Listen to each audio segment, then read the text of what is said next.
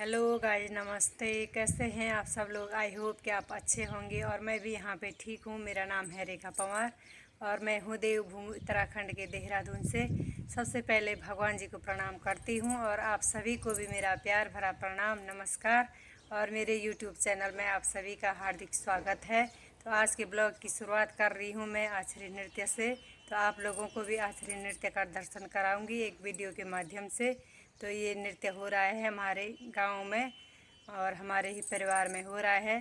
तो आपको भी इसके दर्शन कराऊंगी मैं, जो कि हमारी पहाड़ी संस्कृति है और वर्षों से हमारे पहाड़ में चली आ रही है ये परंपरा। आछरी नृत्य हो चाहे नाग नृत्य हो, कुछ भी देवी देवता हो, तो बहुत अच्छे ढंग से पूजते हैं, नृत्य करते हैं। और इनको वन देवता भी कहते हैं। ये वनों के देवता हैं ये। जैसे ठीक उसी प्रकार से इनको पूजते हैं जैसे हम अपने घरों में अपने कुल देवता को पूजते हैं, अपने घर के देवता को पूजते हैं, तो उसी प्रकार से इनको भी हम मानते हैं।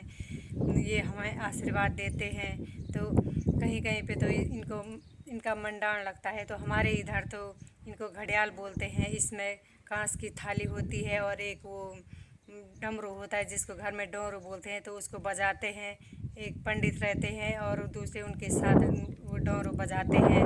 तो बहुत ही सुंदर नृत्य होता है इनका। तो सभी लोग भी आते हैं, गांव के लोग सभी भक्तजन आते हैं अपने परिवार के। तो इकट्ठे तो होते ही हैं, पर रिश्तेदार भी इसमें शामिल होते हैं। और कम से कम 3-4 दिनों तक इनका नृत्य होता है, रात में भी और दिन में भी। तो बहुत खुशी का माहौल रहता है। और ये इनके साथ 2 भाई भी रहते हैं एड़ी आछरियों के, नाग और सिद्धवा। तो उनका भी अच्छा नृत्य होता है। तो 3 भाई बहन मिलके ये नृत्य करते हैं। बहुत मनमोहक क्षण रहता है उस समय जब ये नृत्य होता है। और जैसे कि इनका विशेष समय भी होता है, कुछ ही महीनों में इनकी पूजा करते हैं, इनका नृत्य होता है। कुछ महीनों में तो नहीं होता है और ज़्यादातर तो बसंत ऋतु में इनका नृत्य होता है, क्योंकि इस टाइम पे फूल अच्छे खिले रहते हैं और जंगलों में भी अच्छे अच्छे फूल रहते हैं। जैसे खासकर वो बुरांस का फूल होता है जो कि इन वन देवियों को बहुत पसंद होता है। और घर में फेली का फूल बोलते हैं जो पीला पीला रहता है, वो भी इनको बहुत ही पसंद है, बहुत ही प्रिय है। और एक सफ़ेद फूल होता है जिनको संटोना बोलते हैं, तो वो फूल भी इनको प्रिय है। तो इसीलिए इस टाइम पे इनको बुलाते हैं, इनका नृत्य कराते हैं। और ये देवी देवता हमें बहुत सारा आशीर्वाद देते हैं। तो ये देवी देवता भी ऐसे ही खुदेड़ होते हैं जैसे एक लड़की अपने ससुराल में जाती है और मायके जाने का इंतज़ार करती है और उत्सुक रहती है मायके जाने के लिए कि मैं भी अपने मायके में जाऊंगी और अपने भाई भतीजों से मिलूंगी। तो वैसे ही इन देवी देवताओं के भी हम मायके वाले ही होते हैं कि इनको भी बहुत अच्छा लगता है कि हमको भी मनाए, हमको हमारी भी पूजा करें। तो इसीलिए हम लोग इनको बुलाते हैं, इनकी पूजा करते हैं, इनका नृत्य कराते हैं और सब सगे संबंधियों को बुलाते हैं और इनका नृत्य कराते हैं। और पूरे घर में गांव में खुशहाली का माहौल बना रहता है। और जैसे जब कम से कम इसका 3-4 दिन तक इसका नृत्य होता है, तो जब जिस दिन लास्ट का दिन रहता है, समापन होता है, तो उस दिन का माहौल बहुत ही भावुक रहता है। ये देवी देवता भी बहुत खुदे बोलते हैं ना, खुद लगने वक्त, तो ऐसा भावुक होते हैं, बहुत रोते हैं कि जैसे एक लड़की अपने ससुराल जाने के लिए रोती थी और रोती है कि अपने ससुराल जाना है। तो वैसे ही ये देवी देवता भी बहुत रोते हैं, भावुक होते हैं कि अब पता नहीं हमको कब बुलाएंगे और हम कब अपने भाई भतीजों से मिलेंगे। तो ठीक उसी प्रकार से ये भी ऐसे ही भावुक होते हैं। और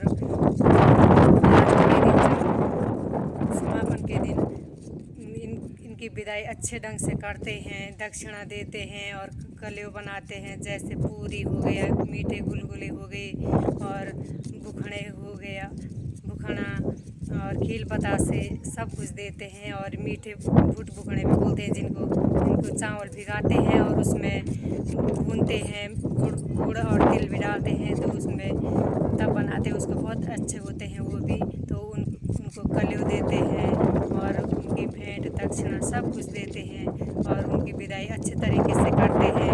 तो जैसे एक माँ बाप अपनी बेटी के लिए ससुराल जाते समय विदाई करते हैं, खूब सारा सामान देते हैं, दक्षिणा देते हैं और उनकी विदाई करते हैं, उसी प्रकार से हम लोग भी इन देवी देवताओं को ऐसे ही इनकी ऐसे ही विदाई करते हैं। और बहुत एक तरफ से तो खुशी का माहौल भी रहता है, पर एक तरफ से दुख भी होता है कि पता नहीं अब ये समय कब आएगा, कैसे आएगा, और उसी का इंतज़ार करते हैं। और लास्ट में ये देवी देवता, ये अक्षरी देवी सबको अपना आशीर्वाद देते हैं। ये नागसिद्ध देवी सबको अपना आशीर्वाद देते हैं और फल भी देते हैं और वरदायी भी होते हैं। जिसकी जैसी मनोकामना होती है वो मनोकामना भी ये पूर्ण करते हैं और इसीलिए तो इनको भी अपना इष्ट मानते हैं और इनकी पूजा भी करते हैं।